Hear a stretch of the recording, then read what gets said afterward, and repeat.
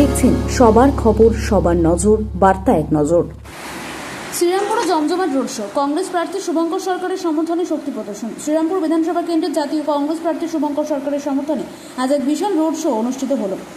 এই সমর্থন সকাল থেকে কর্মী সমর্থকদের ভিড় মুখর হয়ে ওঠে শহরের বিভিন্ন রাস্তা। দলীয় পতাকা, স্লোগান এবং মিছিলের ঢল সব মিলিয়ে উৎসবের আবহ তৈরি হয় এলাকা জুড়ে। রোড শোতে উপস্থিত ছিলেন স্থানীয় নেতৃত্ব সহ একাধিক কংগ্রেস কর্মী ও সমর্থকেরা। শুভঙ্কর সরকার সাধারণ মানুষের সঙ্গে হাত মেলান এবং কথা বলেন। আসন্ন নির্বাচনের সমর্থন চেয়ে আবেদন জানান। মানুষের সাড়াও ছিল চোখে পড়ার মতন। এই শক্তি প্রদর্শনের মাধ্যমে কংগ্রেস শিবিরে আত্মবিশ্বাস বেড়েছে তা স্পষ্ট। ভোটের আগে এই রোড শো রাজনৈতিক মহলে যথেষ্ট তাৎপর্যপূর্ণ বলে মনে করা হচ্ছে। রাহুল গান্ধী গতকাল বক্তৃতা দিয়েছেন, সেই বক্তৃতায় তিনি উৎসাহিত। এইবার তৃণমূল কংগ্রেস দ্বারা টোটাল বিষয়টা সংগঠিত হয়, তাকে খুন করে ফেলা হয়, মেরে টোটাল ফ্যাসিলিটেট করে নির্বাচন কমিশন, কারণ এখনো পর্যন্ত কোনো সিদ্ধান্ত নেই।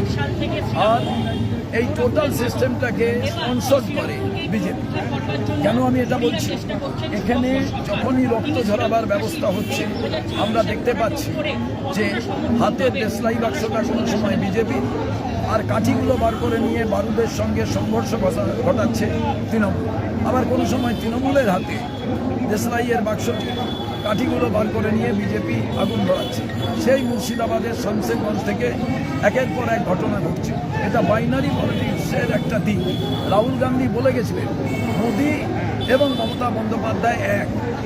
তার কারণ আমি মনে করি ব্যক্তিগতভাবে, একটাই স্কুল, সেই স্কুলটার নাম RSS।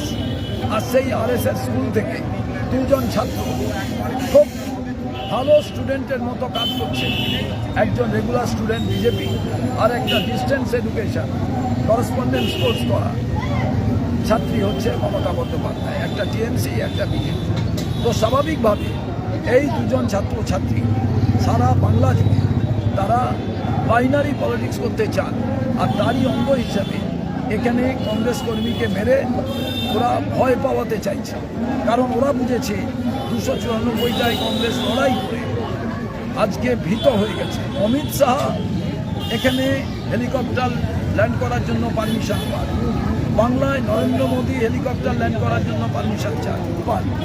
অথচ প্রত্যেক দিন দেখবেন টিভি খুললেই, যে কোনো electronics media, printing media, Modi মমতার হেভি লড়াই, সব মুর্শিদ ভাষায় লড়াই। অথচ হেলিকপ্টার ল্যান্ডিংয়ের পারমিশন হচ্ছে, মিটিংয়ের পারমিশন হচ্ছে। আর রাহুল গান্ধীর সময় মাঠ দেওয়া যাবে না।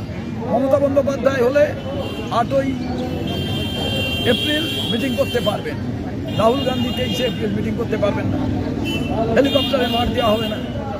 আজকে দুদিন, 25 তারিখ গতকাল, আজ 26 তারিখ, কোনো হেলিকপ্টার নামেনি জগন্নাথ দেবের পাশে, যে স্নানের মাঠ বলে যেটাকে বলা হয়।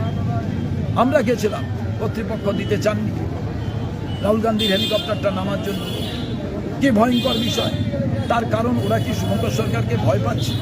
ওরা কি কংগ্রেসকে ভয় পাচ্ছে? ওরা কি রাহুল গান্ধীকে ভয় পাচ্ছে? এটা একদম বাস্তব। এই কারণে রাহুল গান্ধী সত্যি কথাগুলো বলে দিচ্ছে, যে কারণে আমরা নরেন্দ্র মোদী বিজেপির বিরুদ্ধে, যে এরা ভারতবর্ষের সংবিধান মানেন না, আইন মানেন না। মমতা বন্দ্যোপাধ্যায় তো মানছে। আমাদের প্রার্থী মগরাহাট পশ্চিমে, তাকে তৃণমূলে জয়েন করে নিয়েছে, প্রচার করছিল, নিয়ে এসে বলেছে যে তৃণমূলে জয়েন করতে হবে, ভয় ভীতি দেখি। এটা গণতান্ত্রিক ব্যবস্থা? আমি নির্বাচন কমিশনের দৃষ্টি আকর্ষণ করতে চাই, কি হচ্ছে এটা।